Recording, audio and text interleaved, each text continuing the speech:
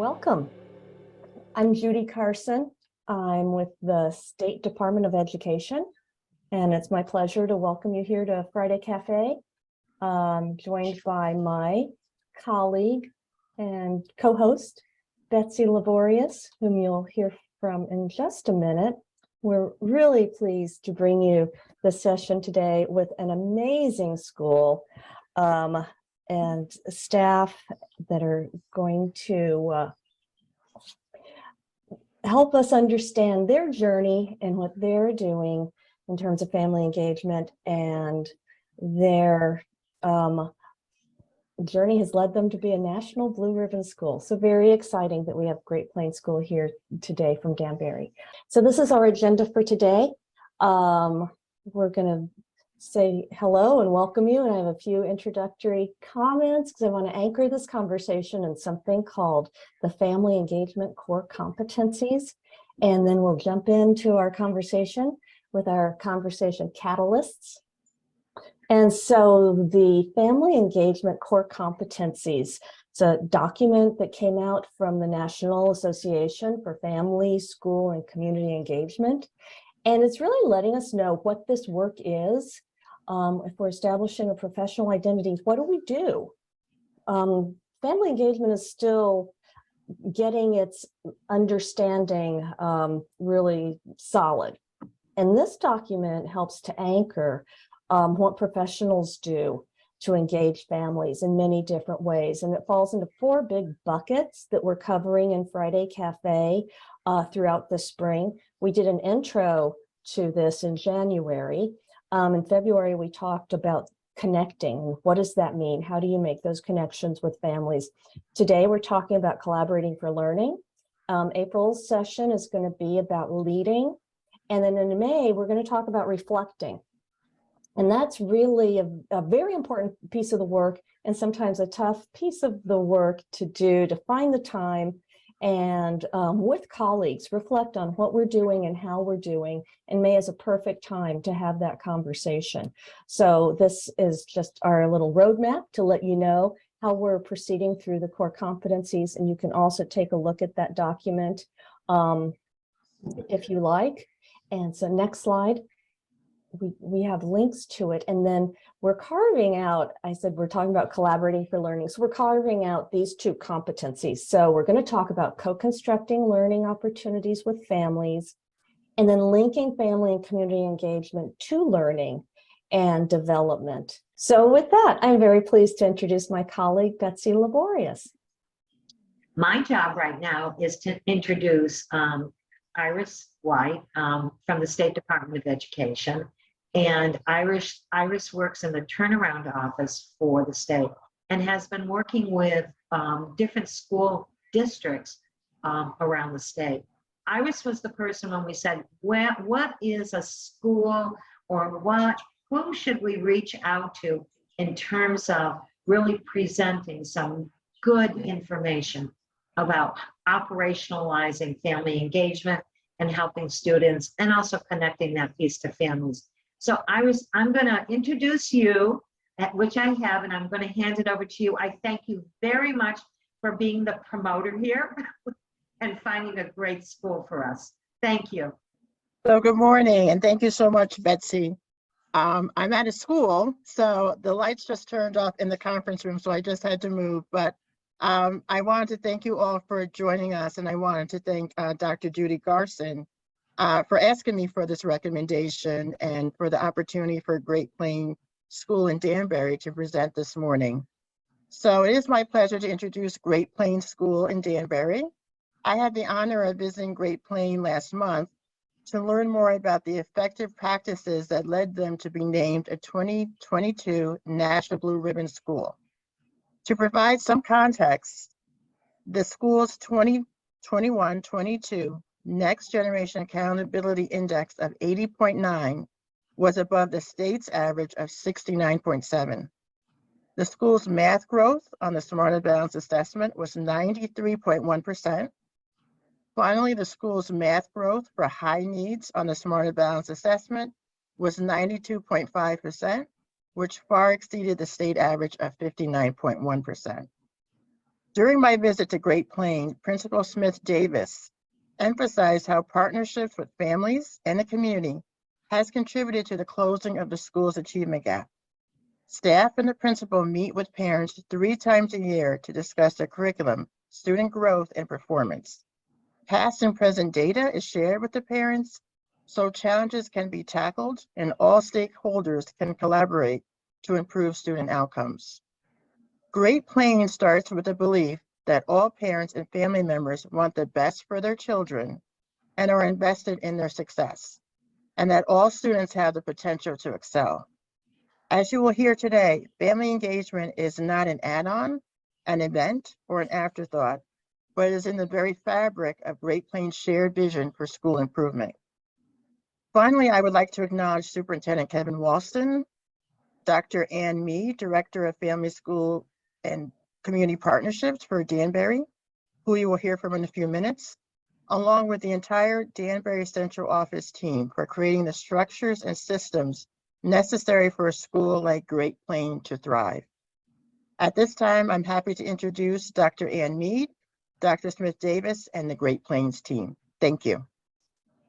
Thank you, Iris, for those wonderful words for our team here. Oh, there we go. In Danbury, this is a wonderful opportunity to be able to share with everyone here at Friday Morning Cafe with the wonderful work that Dr. Smith's team has done over the past couple of years. And so we have a series of questions that different members of the Great Plains team are going to answer. And we're going to draw out some of that great information and those sage words of advice that they have and the practices that they've embedded in their school to make it what it is today. So without further ado, I'll start right off with Keshai, the principal, with a big smile on her face. I love that. And so can you talk about the competency that says clear and powerful messages about the importance of school-family partnerships are crucial for ensuring families are engaged in student learning. And so can you tell us a little bit about your philosophy and strategies you employ in your school in creating these partnerships between families and your school? Thank you, everyone. First, I'd like to say you have to know that I am the instructional leader, and that I believe that I'm the person in the school that is responsible for the climate and culture, as well as student results and community engagement. And being transparent is very, very important. As the instructional leader, it is my job to motivate everybody, be creative, and using the team to do that, and promote things in the best interest of the student, staff, as well as the community. I also believe it's important that you be able to listen to everyone, all the stakeholders that are involved, but not only to listen, but you have to act. Listening is one thing that is good, but in order to make change, you have to act. And all of this has to be done in love, in kindness, and at times as the leader, a lot of us, we realize that we have to be and do everything for everyone, but it's good to have partners in the community as well as your staff and stakeholders and our district leaders, such as our superintendent, Mr. Walston, to make sure that we're able to do things that are necessary. Collaboration is important. Every parent sends their best, and we believe that, and want nothing but the best for their children, and that's our job to provide it. Thank you. Right. Thank you for those wise words. So we're going to go to Mrs. DiNardo now. So for many of our families, partnering with their children's school is not part of their belief system. We see this with our newer families, even with our families that have been in our community for a long, long time. And so can you talk about the strategies that you've used and setting up some guardrails or expectations for families to help keep them engaged in their student or child's learning?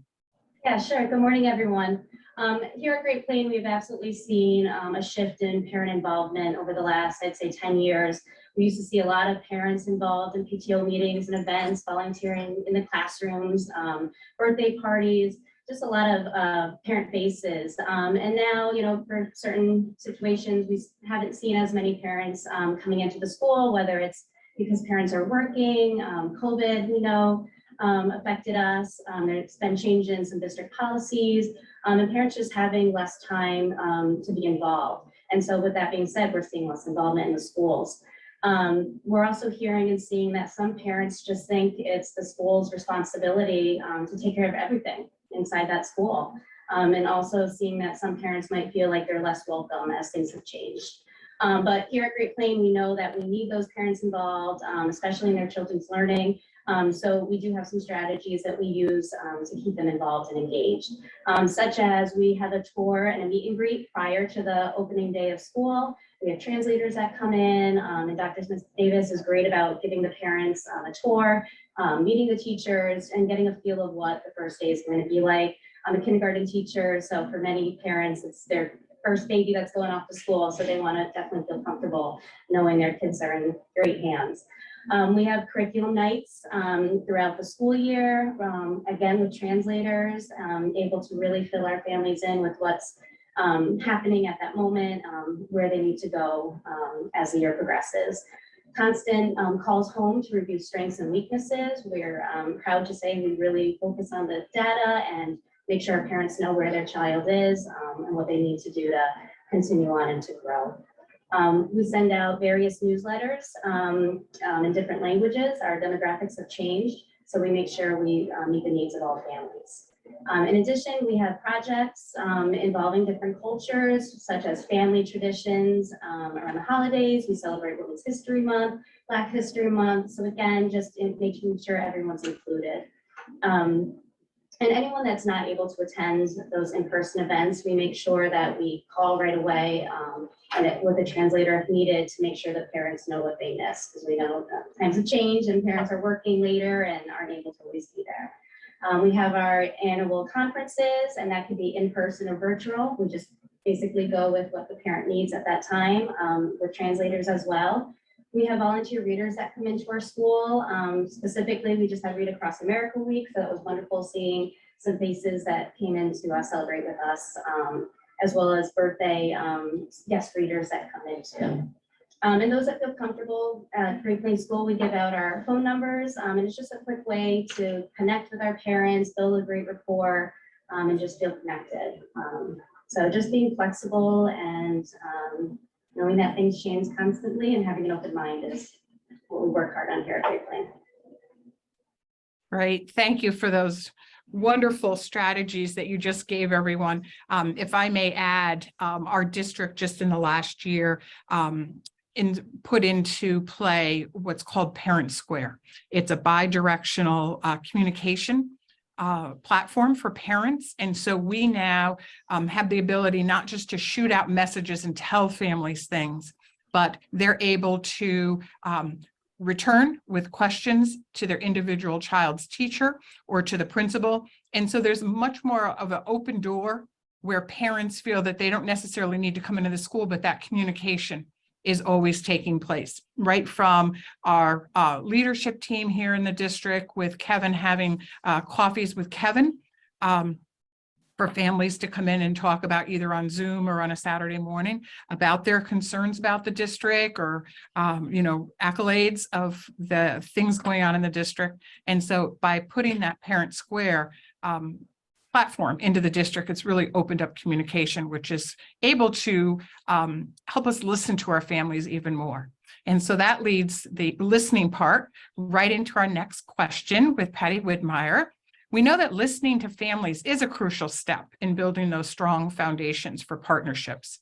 How does your team ensure equity for all children and their families? And what is your school's definition of a full and equal partnership? Patty? Good morning, everybody. Sorry, something just popped up on my computer. Here we go. So at Great Plain, we ensure equity for all children and their families by working first and foremost as a team. One person alone cannot serve the needs of every single child, and so it is imperative that we work collaboratively. Sorry, a little nervous this morning. Collaboratively. And that, of course, includes all staff members, from the nurse to the secretary, the custodial staff, food service providers, parents and tutors, teachers, and of course the principal. And only then can we really move the students forward. From the beginning of the school year, we have clear expectations of all the parties. As teachers, we know it's our responsibility to teach the curriculum, differentiate the instruction as needed, provide a safe and welcoming environment in which students can learn and thrive, and that's just a few of the things. The students know the classroom expectations, they're given feedback so they know and understand what it is they have to do in order to grow. And parents are invited to open house and curriculum night so they're well informed early on in the year and throughout the school year about what they can do to help their student move forward. And those are all just academic needs, obviously. And there are other factors that influence a student's readiness to learn. And so if a student has a need that is outside our scope of what we can provide at Great Plain, we do reach out to community resources and put those in place to support the student and the family. Just a little example from my own class last year, I had a student come to me and he was very upset. He said he needed to leave Great Plain because his parents could no longer provide transportation. So I took that information to Dr. Smith-Davis, and she very quickly called up some people and put after school care right here at Great Plain in place for the student so that it was possible before and after school care. So it was possible for him to remain here. And that is what was in the best interest of the child. Great. Thank you, Patty. Those are wonderful thoughts and strategies for our viewers to use. So let's go to Mr. A now, and we're going to talk about how the main goal of a successful partnership is to build family skills and increase their efficacy in supporting their child. Can you list some of the family activities that your school uses that are linked to student learning? And that's really the crux of it. We want to increase student learning. So give us those wonderful tips that you use there at Great Plain. Sure. Good morning, everyone. We include as many opportunities as possible for our families to get involved with the learning at Great Plain. Students and families are invited, as Ms. DiNardo said earlier, at pre-opening day of school. They get to look at this, the classrooms, their names on the walls, where they will be sitting. And that really allows them to take some kind of ownership in the classroom. And their families want to see that as well. We have open house, curriculum night. One of the things about curriculum night, it gives the families a glimpse of where their child is right now, whether it's a reading level or math level, and gives examples of what type of books or texts their child is able to read at that time, and also what type of books their child should be reading at that grade level as well. We have holiday plays with readers' theaters in the classrooms, science presentations, social science fairs. We do have some real life problems that we also include the parents with. For example, time schedules for vacations to learn about elapsed time. One of the toughest obstacles we have is the time constraints, as most of the activities take place during the school day and when most people work. So it's really important that we remind the parents of all these activities, and reminders and reminders and reminders, because we want their involvement in all of this. So thank you for letting me speak. Great. Thank you, Mr. A. Again, some more wonderful tips to walk away. So we're going to switch over to Dr. Smith-Davis now to talk about family allies and how do we realize that having those strong partnerships are so important. But part of the equation that creates a strong partnership is supporting the efforts of teachers to be able to gain more skills to be able to form those partnerships. So if you could address how you support your teachers' efforts to partner with families, that would be great. Keshai. So nothing is done in isolation, and always trying to look for ways and other opportunities and learning from other people, just like we're learning today from each other. Reaching out and talking to other people within the district, outside of our area, or even other states, like, what are you doing? So one thing that I know that's important for us to have is time for teachers to actually meet with the parent, rather it's during the day or the evening, or if the parent can only meet at a certain time at lunchtime, and provide that time.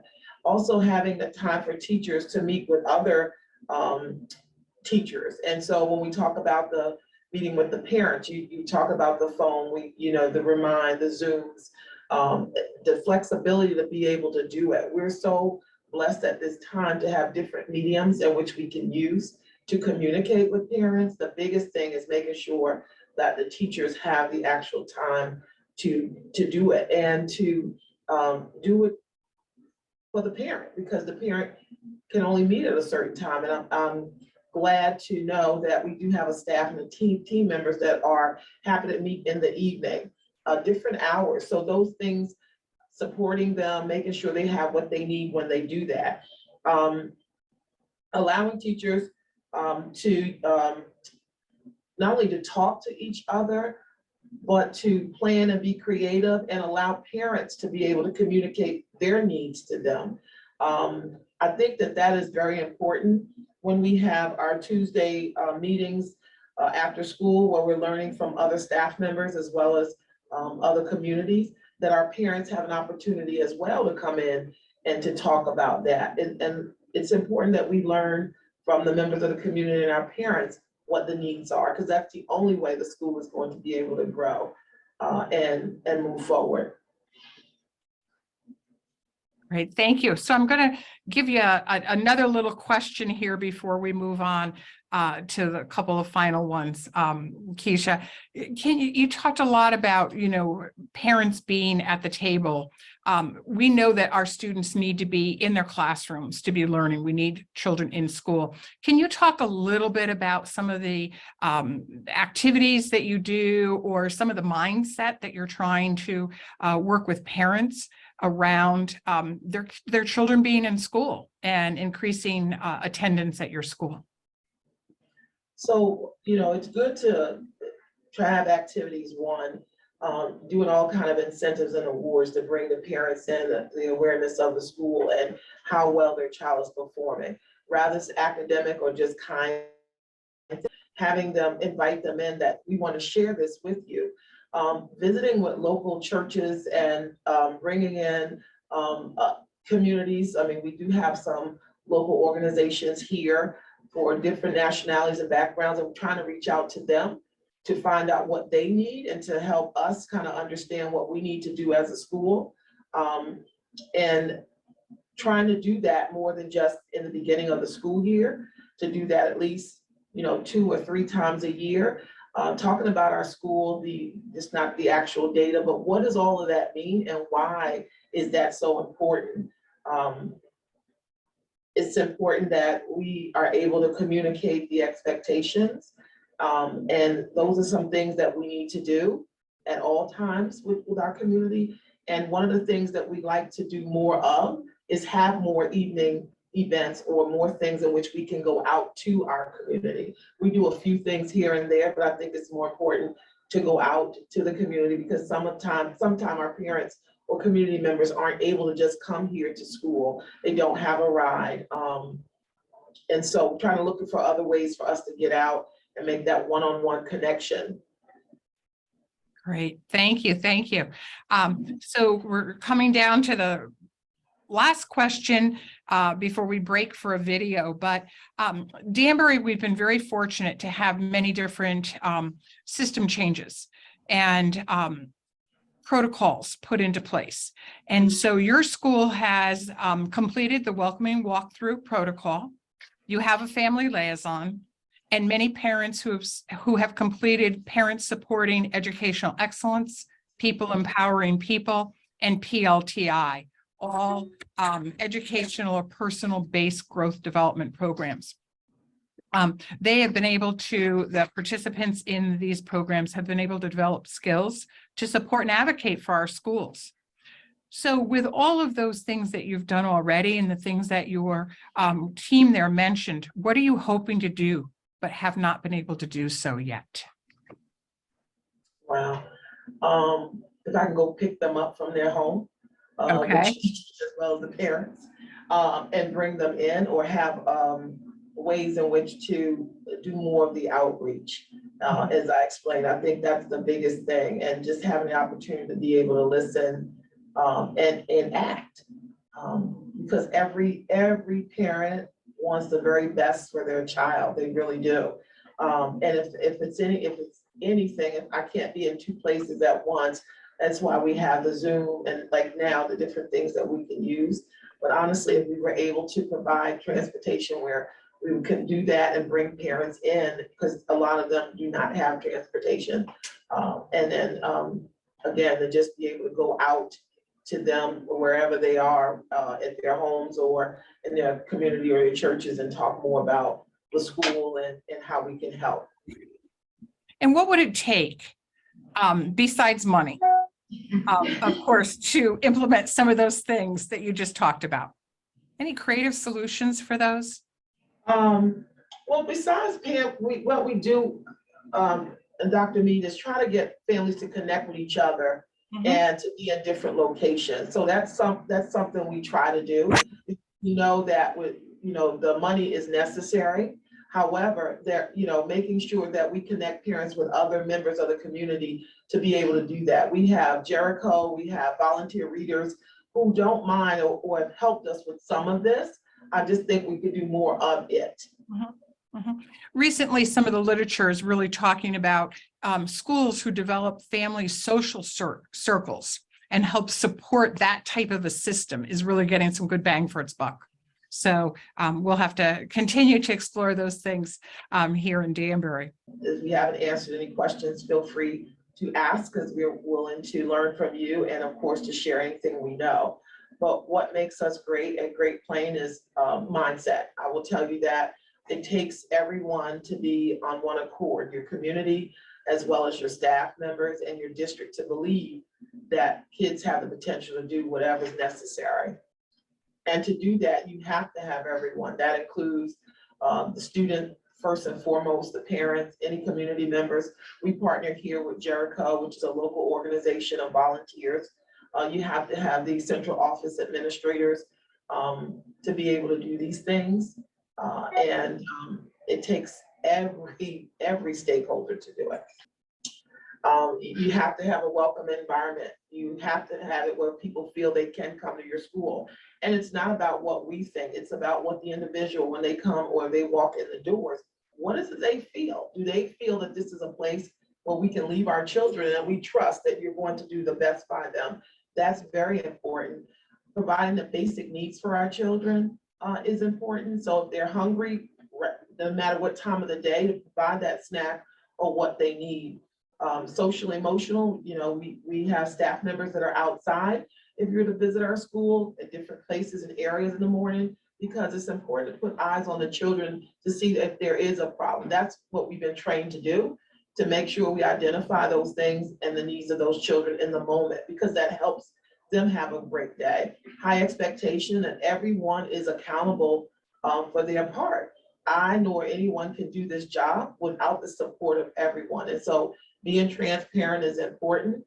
Making sure everyone in the community, you bring them in or you send out what the data is. I'm about to send to the community now where we are at this point with our data, so that parents aren't surprised. Also talking with the children one-on-one, each one of them, to say, this is where you are, this is your goal. I, as well as each homeroom teacher and all the other support staff, actually do this. So it takes everyone to actually do this work.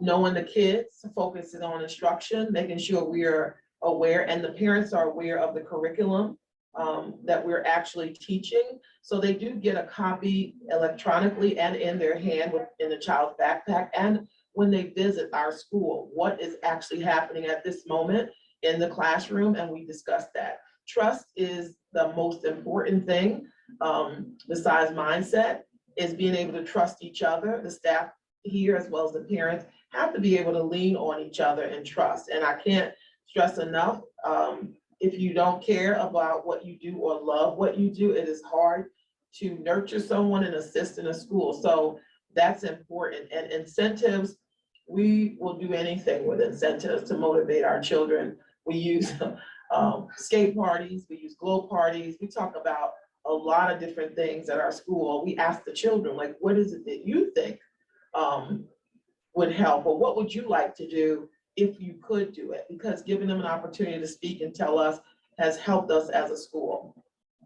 So when we started ESPA, Smart and Balanced Assessment in 2014, we noticed at our school that our performance as a whole constantly was at that 40 and 41%. So we weren't happy with that. And then breaking that information down, not only to the staff, also to the community, and what are your expectations and what do you want? And so here's where the parents joined us in purchasing and assisting with online programs, books. That's so that the other parents would not have to go out and try to find what they need to do. The teachers would supply all that we could here at school, drop-offs and deliveries for parents. They can come in, get what they need, because that's important. But the community was very helpful in saying, once they knew what the need was, what was happening in the school, how can we help you? And then partnering with outside organizations and businesses such as Trader Joe's. There's a lot of businesses in our area that donate to our school, and making sure that we provide those extracurricular activities and field trips to expose our students to different things. And so with everyone's buy-in, with the change in our curriculum, because whatever we've used, we can see wasn't working, and we have to address the needs of the kids. And so when to step back and looked at what is it we're doing as a school, what do we need to do, and what does each child need? You can turn the slide. Of course, it kept me up a lot of nights. We were able to move our children in the 5th grade, because that was important to me, from that 50 percentile to 70% of them leaving on grade level. We went from that 41% and 40% and 15 to 65 overall and 70% in math. So the pandemic came, no problem for us. We know what we need to do, and we look forward to just moving forward with our school. We can do it. That's the attitude that we all have. And again, you cannot do anything on Move a School without having the community involvement and the support of the district. I am thankful to Superintendent Walston and members of our team, as well as Dr. Mead, not only providing us resources that we need, but saying it's okay, do what you feel you need to do to move the students at your school. And that's what we've done here at Great Plain. We can go to the next slide. So on this sheet, and we'll share this with you, are just some activities and things that we actually have used, and we couldn't list everything, but I can just tell you incentives as a community and family, if you all can think of and talk with schools about how to do that, that does help. And then the last link on here is actually exposing the children to what does the assessment actually look like, and making sure parents are aware of what the assessment looked like and what your child is being required to do. Because once they know that, then they're definitely willing to sit down and say, hey, it's not okay for them not to practice. I see now why it's important to do these things. And our children don't leave Great Plain taking homework home just to do. Students should be able to go home and practice, and in struggling, that it's okay for them to struggle, and let us know, because it's our job to give them exactly what they need. And then we set goals. And that's what's worked here at our school. And again, I can't stress enough, you have to be able to listen to the community. That's Yep, there we it. go. The beautiful pictures. Yes, love of games and activities and stuff that we do. Great. Great. Thank you for that PowerPoint. It really depicts everything that you do at the school. So before I jump into the last question, can you tell us a little bit more about your family cabbage project? I think that was a really neat one on your slide there. Can you or one of your partners there, colleagues, tell us about that project? Yes. Yeah, there's a 3rd grade program that Bonnie's Plants does, and they deliver it from Tennessee, where their farm is, and they bring cabbages to every single 3rd grade student. So we bring it home and give them a project, put it in the soil, make it grow, and then by the end of the summer, they take a picture and send it to their website, and they can win $1,000 scholarship afterwards. But we really love seeing these pictures, or when they're in 4th grade, the next year they come back, Mr. A, we have the cabbage, it grew this big and we ate it. So it's just great because it's some kind of learning that they can do with their family, and that's what it's all about. Great. Thank you for sharing that with us. I thought our folks on Family Friday Cafe would certainly enjoy hearing a little bit more about that. So for our last question, Keisha and team, if you have that magic wand or some sage advice for our folks today at Friday Cafe, what would your final suggestions be towards their journey towards mastering these competencies? One, attendance. So children have to be present in order to learn. And we make numerous phone calls, listen to the parents as to why they can't come to school, but also offer options. Attendance is very, very important. I can't stress that enough. We do have in our district, we have a grant in which we're able to go out and try to contact parents here one-on-one. And a lot of times when you send those notices or emails or phone calls that go out that I am going to come, be myself, or this is what will happen based on state regulations, parents will call back immediately because they don't want you there. They don't want you in their business.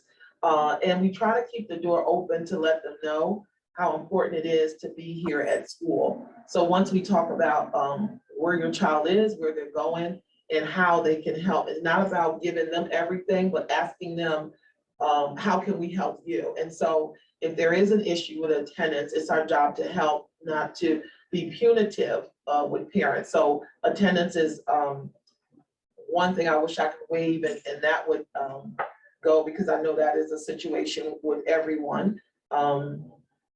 Discussing your expectations up front with your families. I think a lot of communities, and just listening to principals throughout the state, you're not understanding the backgrounds of individuals, and they're not understanding the expectations of the school, but trying to listen and come to that common ground, because the person that is important is the child. And that's what we have to do, using every media you can. We do have Parent Square. We also use here Great Plain Remind app, and making sure that those notices and emails go out.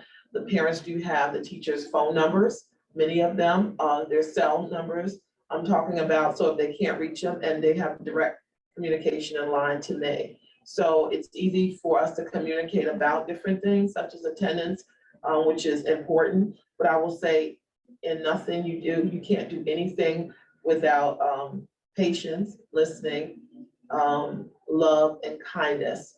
And if kids won't move, neither will your staff move, or your community. And as long as they can see that within your school, it will be fine. All right. Thank you. Thank you. I think that gives everybody nuggets to walk away with. So we're going to turn it over to Veronica Marion now, Dr. V, who is going to start our questions. But the first question we have is, can someone from Great Plains share about the birthday guest reader? Sure. As I mentioned, there's been some change with the district policies, and one thing has been the children can no longer bring in cupcakes and juice for their birthdays and all that good stuff that they do miss. So we try to make it still fun for them and that they feel special. So one thing we do is encourage parents or family members to surprise their kiddo on their birthday to come in and read to them. And it's just great. It's just really fun for the kids to see their families come in and read a story. And during COVID, we did it virtually. And they loved it too. So that's what that is. Super great, exciting thing for a child to have somebody come in and read on their special day. Absolutely great way to connect with families. So Dr. V, what other questions do we have, or do we want to take people? I'll turn it over to you to do this segment of the program. Okay, so I was following the chat. I don't see too many questions in the chat, but I do have a couple of questions. I know Dr. Keisha mentioned families having the opportunity to receive data throughout the year. So my first question is, how often do they receive that data, and what platforms are you using for families to receive the data? And then I have a follow-up question. Did you say that parents are attending your staff meetings on Tuesdays? Or did I make that up? No, Tuesday is our evening for most of our PTO events. So the staff meets at one time, and then shortly right after that, the staff will join me with parents for our PTO. Now, in regards to the data, how are families receiving the data? So in the beginning of the school year, prior to school starting, an email will go out to them and a letter the first day in a packet to explain where we are as a school. So with the exception of kindergarten, you have no data. So they kind of know where each grade level is at this time when it comes to language arts and as far as math. We bring them in for open house, and we sit down at open house and we discuss the data, where we are as a school, where we left off, what are some goals, and ask for suggestions and ideas. That is very important to be transparent. And then of course, we have curriculum night. So now we've been in school for 2 months.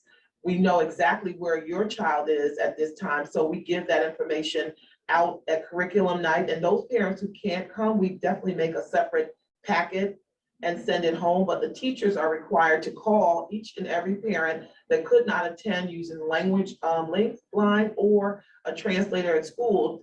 Best way to communicate so that they understand it's October now, where my child is, what's the expectations. The teachers are sending things or asking how we can help to support them, because parents are very busy, and we're letting them know what we do at school. So after the October event, we come back again, right back February. We just had a phone call, all the teachers called each of our students again. We just had another data review and talk about that. Each grade level sends home either newsletters or personal things that they do within the grade level to make sure parents know where the children are. I send home now, and we'll do, because we just finished a round again of information and progress monitoring, where the school is at this time, and the teachers will send that information. Report cards went home. It's also listed there on the report card where they started, where they are now, what things we're working on, what their goals are. We try to be as descriptive as we can, and making sure that that is done in various languages. I think, and we do the data 3 times a year, because it's very important for people to know. I mean, they come in and think that the school just runs and everyone, we're just when they say blue ribbon or school of distinction, that means you have 100% of everything. And so being honest and upfront about who we are, what we have, and making sure parents know where their child is at this time and how we support and work as a community to move the children. I think honesty and transparency is very important. Thank you. So we did just receive another question in the chat, and then I'll have my colleagues let me know if we're going to transition to the breakouts. So the question is regarding a parent that you may have had some challenges reaching. What are some examples or ideas have you used that's been successful if you haven't been able to reach the parent? So usually trying to call a relative or other people, or sending stuff home with the kid, the parent still doesn't show. Then I personally, as a social worker, will go out to that family or the teachers and I to kind of find out. We do home visits and knock on the door, because sometimes either they're not available, just to kind of find out why they're not showing up, why aren't, what is happening, and trying to reach even other relatives that are on our emergency, because we ask parents when they start school, we have emergency card and a pickup form, and we ask for that for 2 reasons. 1, for them for that, and then 2, for us to be able to have another way to get in touch with you. Usually we can call a relative, a mother, a grandmother, and say, listen, we've been trying, if you can just please have them to call us. I think that personal touch of them knowing that, it's not the teacher, it's the principal or whomever's, social work, they're coming to your house, and just being there and waiting. Whatever it takes, we try to do it. I agree. So I think the other piece is just having families understand the why behind the information, the strategies that you're using. I'm going to do this one last question. What have been your most effective strategy for engaging families and students in regards to attendance? I know you want a magic wand, but what have you been using? So we send out the nice little parent friendly reminder to say how many days you've been absent. There are phone calls that the teacher, the nurse, the secretary, and we do make to the parents. And then the opportunity to be able to show up at home does help with attendance. We also give every month now, and we have in the past, awards, or we give not only just attendance awards, raffle off different things, and you have to be here in order to do that, right? So if the kids are actually in the classroom, they have to be here in order to hear their name called for different things. And so they like to be able to do that. Also, those kids who have chronic absenteeism are working with the social worker and the psychologist on different incentives, because a lot of times if the children are willing or want to come, the parent is going to allow them to come to school. Giving them jobs, we give them, those kids who have chronic absenteeism, we make sure that they have some type of job assignment, that they're the most important person. And then the teachers within the classroom, again, this goes to mindset and everyone on the same page, are doing the same things in the classroom. If it means that if you come every day, you get little like little trophies or things to put on your desk, that means a lot to them.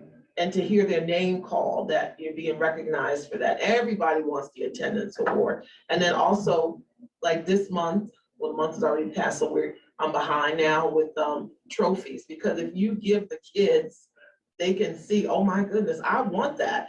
And so everybody's trying. First is the certificate, so they all like every month, where is it? When are you doing it? That has really worked. And then now providing these trophies. And so where does the money come from? Little things that we do to ask the community to donate, such as Crazy Hair Day, Turnabout Day, anything that the kids like to do, no homework, as long as you donate. And so parents are great about doing it, and parents will send it because they want it. They want it to happen. They want their kids here. It's just, we have some that for whatever reason they can't, but I find giving those incentives awards. For example, we're also going to do those who have come to school. We have this skate opportunities. Now, maybe I couldn't come because I was sick, really. So then we also add in growth. So you make growth, you're gonna go. It ends up being everyone in the end that will end up participating on that. It's trying to bring everyone in at the same time. That's awesome. Thank you. Thank you for sharing that. So I believe our colleague Ann Henderson has her hand up. And do you want to unmute? Yes, thank you for reminding me to do that. Wow, this is just a master class in how to do family engagement. It's wonderful. I am wondering how all of these things that you're doing to keep families engaged helped you get through the pandemic and the shutdown and all of the things that went with that. Do you feel that your family engagement emphasis helped you go through, and how and why? Well, I will say, and I tell everyone, and that it was the best thing that happened to us. It was the saddest thing as a world for us to go through that, but it was the best thing for parent engagement and also for staff to actually see what is happening in the home, why kids may not be attentive. You know, for us to go through it was the phone calls that they had to make every week. I mean, they probably told me off in their brain, but it was necessary to find out. And so that allowed me and other students and teachers, such as the ones here, to go to these people's houses to drop off whatever it was that they needed. And so when parents saw us come with food, gift cards, laptops, paper and pencil, materials for projects, it really helped them understand why it's important and to make sure that they had a quiet space. Kids don't understand, or parents didn't have time. A lot of them were going to different daycares. So that meant that we had to extend ourselves and make sure that we actually went out to those places as well. I think when we came back to school, parents were very excited, very happy, and very thankful. It turned the whole culture in the community around, I would say, in Danbury and probably nationwide, as to what people had to do to help. And then reminding parents it's okay, because when they come back, every parent wants their child to be on grade level. And so getting them to understand that it's okay, we're here for that, constantly saying that we love them, we care, and trying to provide those basic needs to those families helped us all go through that, and to learn stuff about ourselves and how to be better people for what happened. Wow. Thank you. That was wonderful. And don't you Thank feel that schools that weren't doing this with families really just struggled terribly, you know, because they didn't know who their families were or what was going on with them or anything? Thank you. When you hear a teacher say to me what they have said, for example, Ms. Smith, so-and-so is sitting on the steps, you know, and immediately we, because of our thinking and our mindset and who we are and how we grew up, is this child abuse? And so I'm trying to explain to them, because you got to change the culture in our mindset too, that they're sitting there because this is the most quiet place and the babysitter has them with 4 other kids. And so they're doing their best. And because of you interacting with them, you as the individual and the teacher, the child feels it's necessary too. I have to get my lesson done during this period of time. So we all learned a lot, and our school community grew from that. Thank you. So Dr. Smith-Davis, we want to thank you again for you and your team sharing your words of wisdom this morning. I think one of the big things that I'm going to take away is just the reminder that families are sending their best, right? And that it's our responsibility to show up every day and give our best. So now I'm going to transition to my colleague, Betsy Laborious, who's going to take us into the breakouts. Thank you, Dr. V. I'm sorry. The The only thing I'm sorry I wanted to share was we do, and I'm just to brag, we do have great attendance as a staff at Great Plain when I hear my colleagues and different things, and that's because everyone is committed. And so when we split and do flexible grouping, if he's out, Mr. A is out, that means that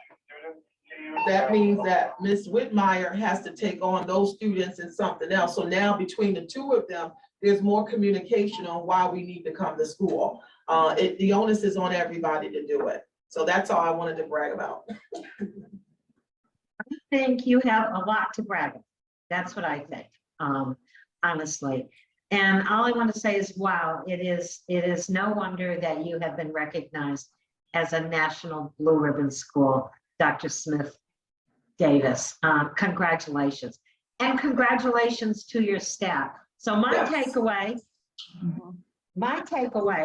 is every parent wants the best for their children. You said that over and over again, that you were flexible and that you're talking about a mindset. So it is clear that you have established a culture of can do and children being at the center. So again, congratulations. And here are the questions that we want you to consider. How does your school district link family engagement to what students are learning and doing in class? Maybe it's some of the things that that Great Plain has shared. And how does your school listen to parents and families, really listen and hear what they have to say? Would anyone like to share their aha moment? Hi, Betsy. Hello. Hi. I'm not sure if it well, it was a aha moment for me and my group. I know one of the parents there shared that something they did monthly. They had as breakfast for the Spanish families once a month, where they come in and they feed them breakfast, and they share information. That's what's going on in their school district. So to me that was really special and different, because I've never heard anyone else doing that. That's great. Anyone else? Right before the transition for my daughter, from preschool to kindergarten, it was COVID. But I was very fortunate to have my child in an educational setting, from 7 months all the way through.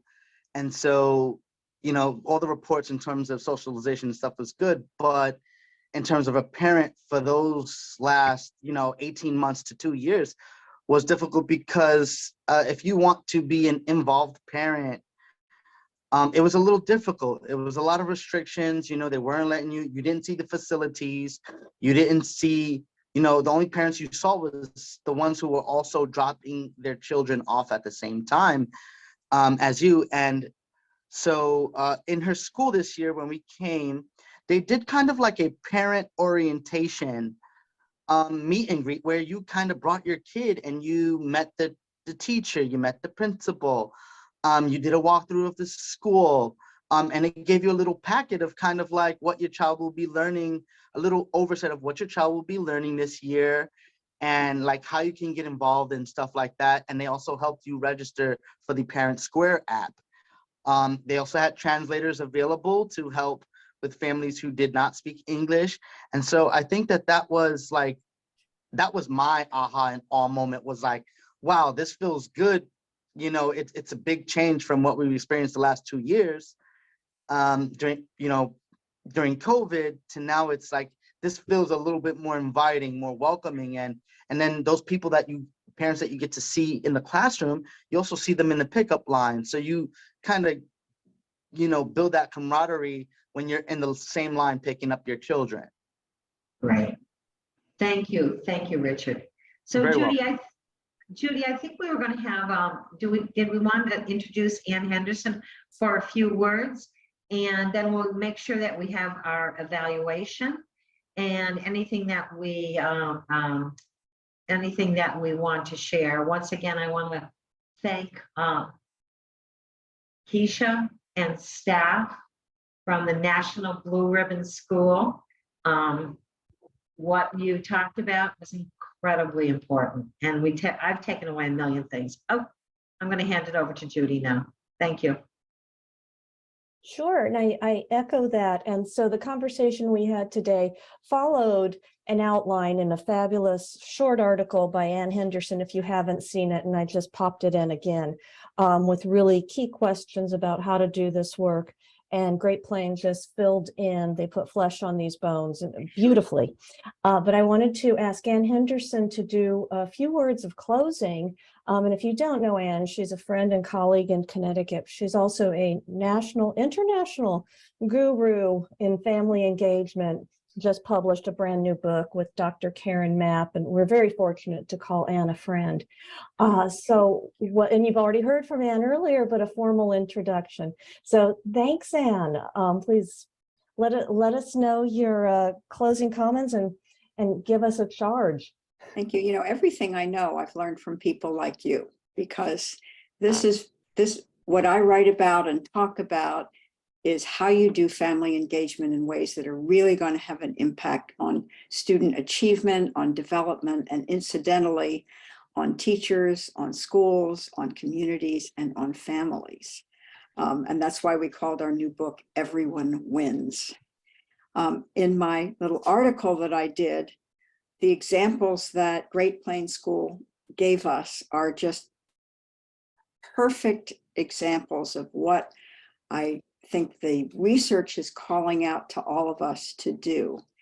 And number one is, of course, just sending out those clear, powerful messages about the importance of family engagement. And I loved the way Keisha and her team talked about families send us the best kids they have. They all want the best for their kids. They'll all do whatever they need to do to help their kids and are waiting for guidance and support and resources to, make that home learning environment as rich and interesting for their kids as they can. And another big mega message is how important it is to listen to parents. And that is what they talked about over and over again from Danbury. How do you build trust? You listen to people. And then, as Keisha pointed out, you act. You not only hear, but then you follow that advice and you take steps and you make a difference that way. And that really builds trust. And then, of course, how important it is to link what you're doing with families back to what their children are learning and doing in class. Linking to learning.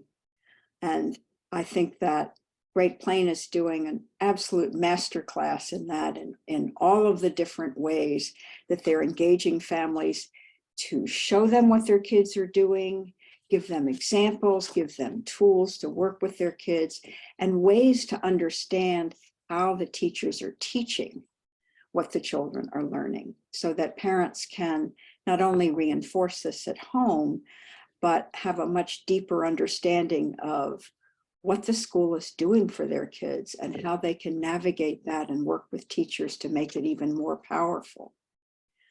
And another big message is to build the power of your families and community, to listen to them in ways that give them voice and help them understand that they are important people with deep expertise that the school can tap and learn from to be even more effective with instruction in the classroom.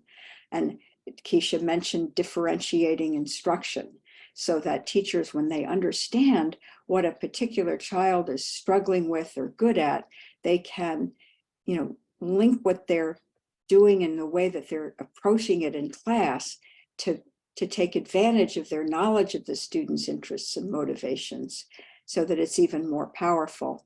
And that really gives everybody a sense of being an important person, of being able to influence their environment.